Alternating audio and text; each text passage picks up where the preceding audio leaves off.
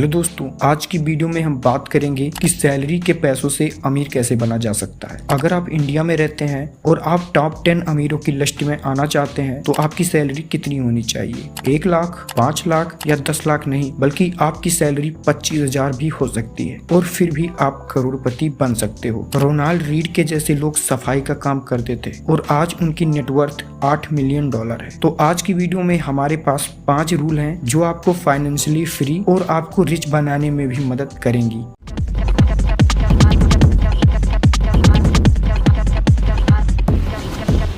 Rule number 1, invest in assets. दोस्तों, ये अमीर बनने का सबसे पावरफुल तरीका है। एसेट के कारण ही अमीर आदमी और अमीर बनता है और गरीब आदमी और गरीब। जब गरीब और अमीर दोनों तरह के लोगों की सैलरी आती है तो गरीब लोग सबसे पहले अपने एक्सपेंसिव पर खर्च करते हैं, जैसे घर का रेंट, मोबाइल रिचार्ज और भी कई तरह के नीड्स को पूरा करते हैं। लेकिन डिफरेंस यहाँ पर तब आता है जब गरीब लोग अपने बचे हुए पैसों से लायबिलिटीज को बाई करते हैं, जिससे गरीब और मिडिल क्लास लोगों के पास पैसे बढ़ते ही नहीं है। वहीं अमीर लोग अपने इसी सैलरी के पैसों से एसेट खरीदते हैं, जिसके कारण उनके एक बार तो पैसे लगते हैं, लेकिन अगली बार उनकी सैलरी में कुछ पैसे इन्हीं के कारण ऐड भी हो जाते हैं। अब इस एसेट में आप स्टॉक, बॉन्ड और रियल एस्टेट में इन्वेस्ट कर सकते हैं और एसेट्स के कारण ही अमीर लोग पैसों से पैसे बनाते हैं।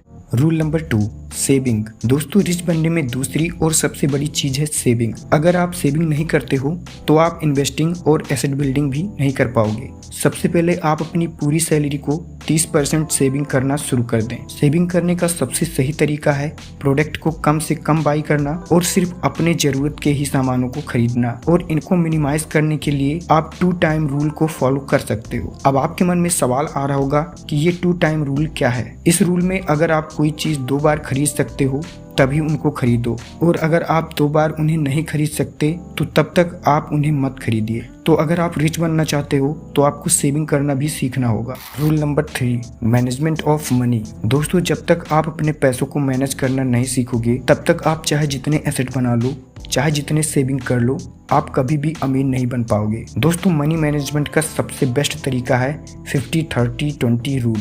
अब आप सोच रहे होंगे कि 50-30 रूल क्या है? इस रूल के हिसाब से आप अपनी सैलरी का 50% हिस्सा अपने नीड्स के लिए यूज कर सकते हो और अपनी सैलरी का 30% हिस्सा अपने वांट्स के लिए कर सकते हो, और जो बचा हुआ 20% है इसे आप अपनी सेविंग और इन्वेस्टिंग के लिए यूज कर सकते हो। तो दोस्तों, जितना जल्दी हो सके आपको मनी मैनेजमेंट सीख लेना चाहिए, क्योंकि ये एक ऐसा तरीका है जिसे अगर आप सीख गए तो आपको अमीर बनने से कोई भी नहीं रोक सकता। Rule number 4, invest on your skill building. दोस्तों, अपनी सैलरी के साथ साथ अपनी इनकम को इंक्रीज करने के लिए अपने आप को समय के साथ साथ अपग्रेड करना बहुत जरूरी है। आप अपने आप को एनालाइज करते रहिए, जिससे आपको आपके स्किल के बारे में पता चलेगा। अपनी स्किल को इम्प्रूव करने के लिए अपने आप पर इन्वेस्ट करना बहुत ज्यादा जरूरी है। आप ऑनलाइन कोर्स को खरीद सकते हैं और अपने आप को समय के साथ साथ अपग्रेड कर सकते हैं, जिससे आप दूसरे सैलरी लेने वाले लोगों से एक स्टेप आगे निकल सकते हो।